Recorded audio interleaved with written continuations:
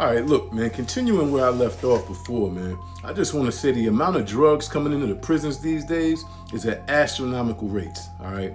And as I mentioned to y'all in part one, you can get your hands on just about any drug you want in prison. That's a fact.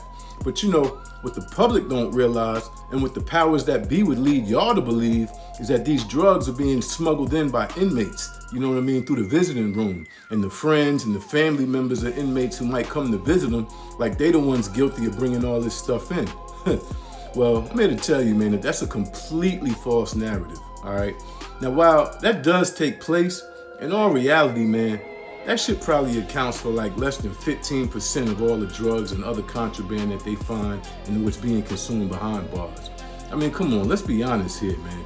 Ain't no ounces of trees or coke and huge packages of heroin and pills and other drugs, let alone cell phones and pounds of tobacco being smuggled in through somebody's ass. You know what I mean? That's just not even possible. I don't give a fuck how deep your personal suitcase is, man. It just ain't happening. And I say all that to say, in most cases, man, of drugs being brought into the prisons, it's usually a staff member of some sort that's bringing in that shit. You know what I mean? A guard, a nurse, a counselor, somebody on the administrative side of things that's got like access to a supply and then the means of transporting these drugs unnoticed and without being detected right through the front door. But what's so crazy about that is the powers that be, they know this for a fact. But yet, they continue to stiffen the rules for us inmates and make it more and more difficult and uncomfortable and discouraging for our families to come visit their loved ones behind bars. All under the disguise that all these extra precautions they make are because of the flow of illegal drugs into the facility. I mean, it ain't the visitors that's bringing this shit in. You know what I mean? Now, of course, every now and again, a visitor might get caught trying to smuggle something in. And when that shit happens, oh man, the cat goes out the bag. You know what I mean? That shit spreads like wildfire and the public is well informed. It's on the news, it's in the papers, it's publicized on websites, and the word is spread faster than you'd believe, man, from prison to prison. The flip side to that, though, is more often than not, it's a person in uniform, from the administration that gets caught doing the dirt.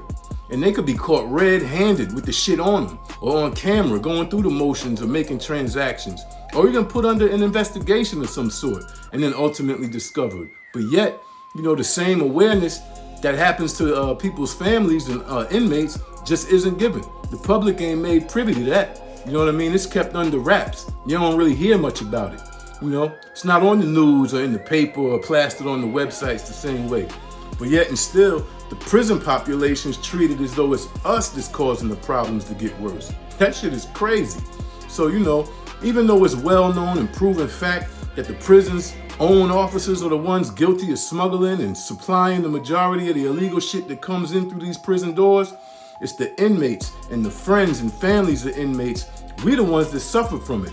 You know what I mean? From tighter and tighter restrictions and more intrusive and degrading procedures and tactics placed on them when they want to come visit their loved ones. So, if you don't want your family, man, subjected to embarrassing and unwanted searches and pat downs and body scans and scrutinizing questions and all kind of bullshit like that, man, I suggest you just stay the fuck out of prison.